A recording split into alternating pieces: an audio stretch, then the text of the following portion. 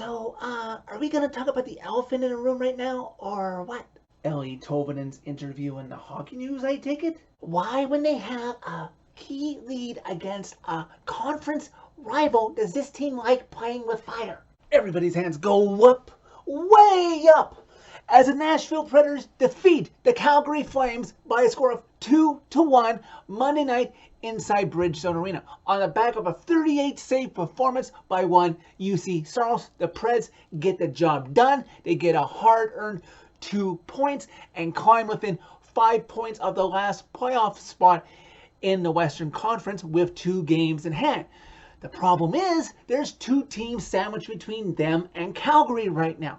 But first things first, the Preds and the Flames, who historically through the last handful of seasons always play each other close, hey, guess what? In the first few minutes are playing each other again.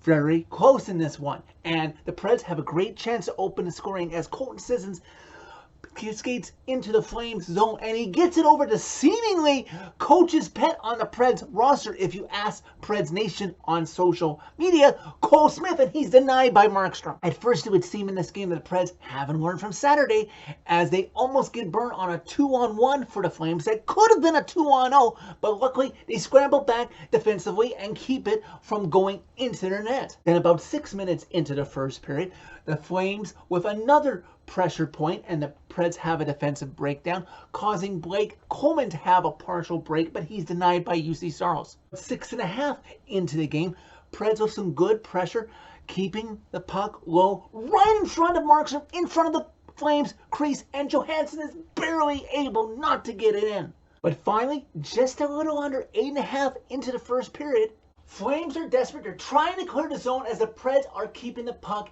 in their blue line. And Ryan McDonough is able to stretch over and just keep the puck from going out. And he knows his defensive partner is there, and he gets it over to Roman Josi, who gets a shot on net, because if you throw it in net, good things will happen. And right there in front of Markstrom's crease is Cody Glass, and he gets defenseman for the Flames, Zadorov, all tied up because Zadorov cannot see where the puck is coming. And wouldn't you know it, upon review for when they're awarding a goal, it goes in off of Zadorov through Markstrom as Cody Glass gets all twisted up, but it counts. It's in. 1-0 Preds. Just under 8.5 left to go in the first period. Preds with another rush. Forsberg gets a shot off, and just back in the lineup after missing the game against Buffalo, Alexander Carey has the puck, and he has a wide open net, but he misses.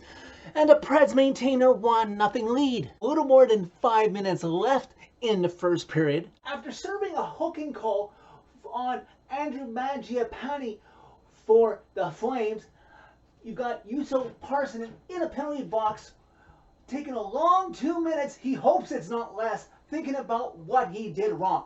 And after serving the penalty, he comes out of the penalty box, and instantly the Preds are already on the rush, and he joins it, and Colton Sissons has the puck as Juuso joins the play into the zone. He gets the puck from Colton Sissons. He gives it back to Colton Sissons as he drives towards the net. The shot gets off, and hits Juuso Parssinen right in front of Markstrom as he bangs away at the rebound, shoves it home. The Preds have a 2-0 lead. Time winds down in the first. The Preds with one of their best first periods of this season, and they have a solid 2-0 lead. Preds and Flames pick up in the second period where they left off in the first. Preds end up having 12 shots in the first and second, and the Flames had 9 shots in each the first and second, so relatively even. The Preds come close and closer and closer to making it possibly 3 or 4-0 if these goals had gone in, including Forsberg setting up a pinching Matthias Ekholm, but Markstrom is keeping the Flames in this game to the agonizing Preds fans watching in attendance or at home. Fortunately, because the Preds are not able to make it 3 or 4-0, but they think they have control, they fall into one of the shells that they do in games like this, and they sit back and they don't push, and the Flames crank up the pressure. And just about 2 minutes left to go in the second period, it costs them the Preds' shell game of sitting back. Mangiapane is able to outwork McDonough just inside the right side of the Preds' blue line. He gets the puck over the back line as Forsberg reaches over to play defense. He gets it to the Zadorov as Josi tries to defend, giving Saros a look, but Zadorov is able to get the puck through Saros' 5-hole before he's able to close it. Flames cut the Preds lead to 2-1. Preds would actually muster a chance to extend it back to 2 before the end of the second period, but that would be the lead after 40 minutes. Preds out shooting the Flames 24-18, still leading 2-1. Preds are hoping that this final 20 can go in their favor and hopefully let them breathe, but of course against the Flames in Bridgestone Arena, historically that doesn't happen. Could you imagine if these two teams played a playoff series?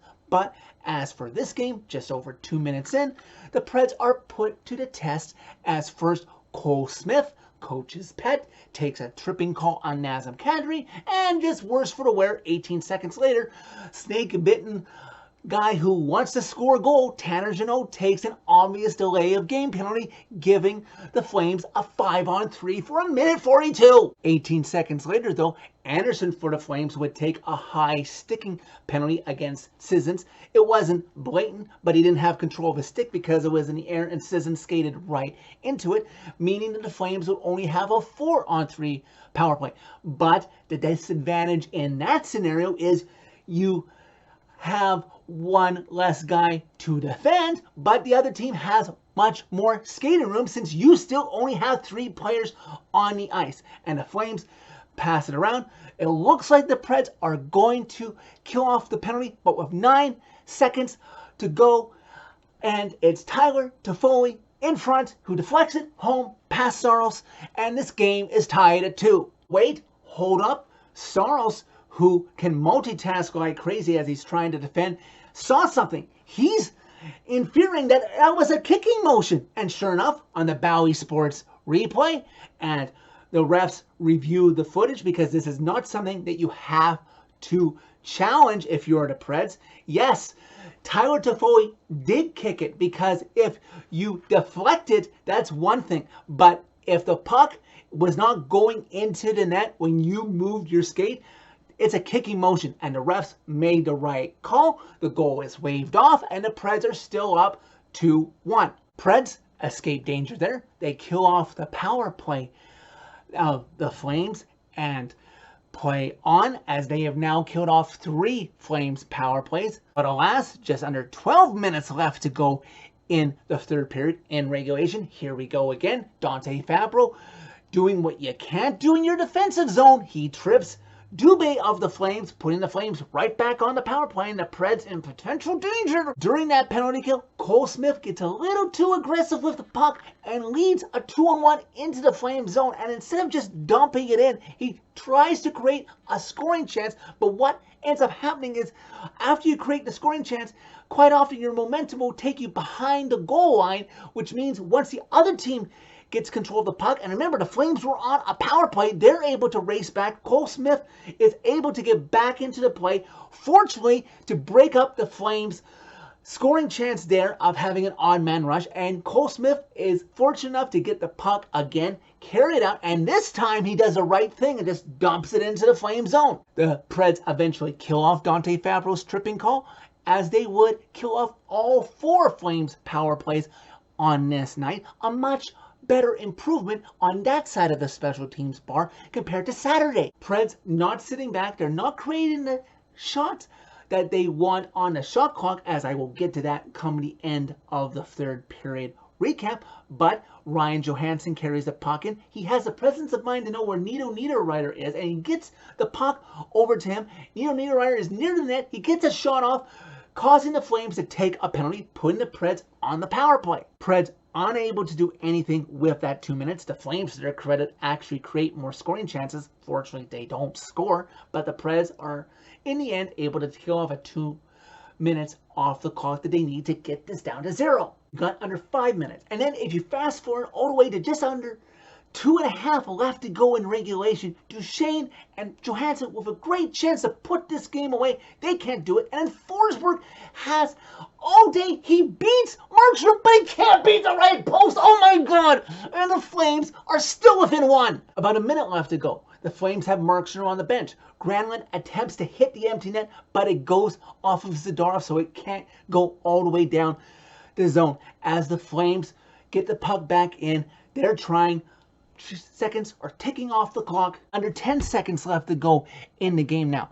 Flames have the puck in the Pred zone, trying to set up for something. Get just one good shot to try and tie this game under 5 seconds. You've got the Bridgestone faithful. When's the last time you remember this in a high intense game? Going 5, 4, 3, counting down, 2, 1, 0. The Preds hang on. They didn't blow a lead late in a 1-goal game against the Flames. They hang on to win this game 2-1.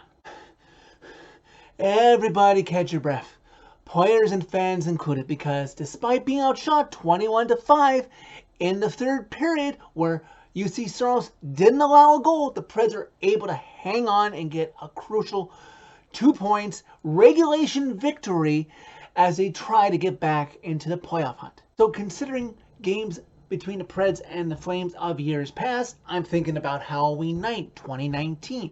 I'm thinking about near the end of the season last year where Soros got hurt for the rest of the regular season and was out for the entire playoffs. The fact that they hung on to win this game, they didn't allow a power play goal by the Flames, perhaps that's a good omen moving forward for the second half of the season. Preds are now 1-1 in this 7-game stretch that I mentioned would be key for being a deciding factor if they were going to be a playoff team this season or not.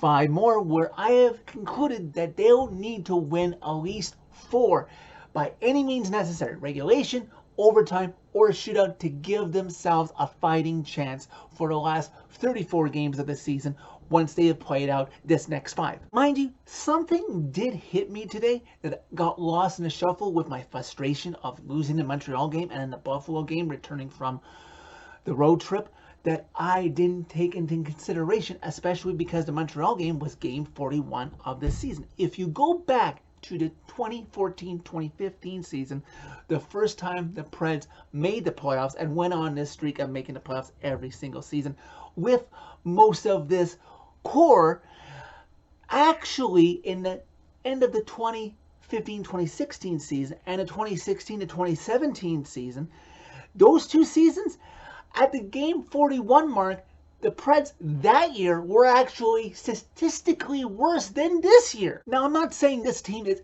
anywhere close, especially to the 2017 team that would eventually go on a run and play well into June.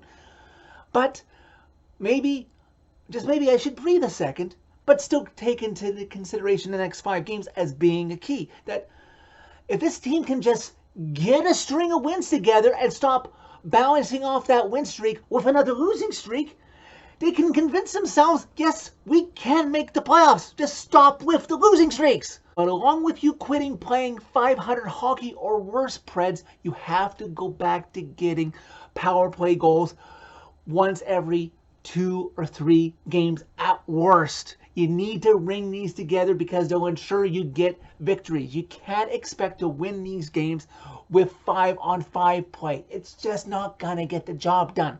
So that's it for this video. Thank you very much for watching. As always, click like if you like this video. Click subscribe if you really like it. You can find my social media by clicking on the channel name. Tell all your friends about Predemption. That's one of the 5 wins that I said you would need to give yourself a chance going into the second half of the season. Of the next 5 games you have until the All-Star break, Preds, can you give me 4 more?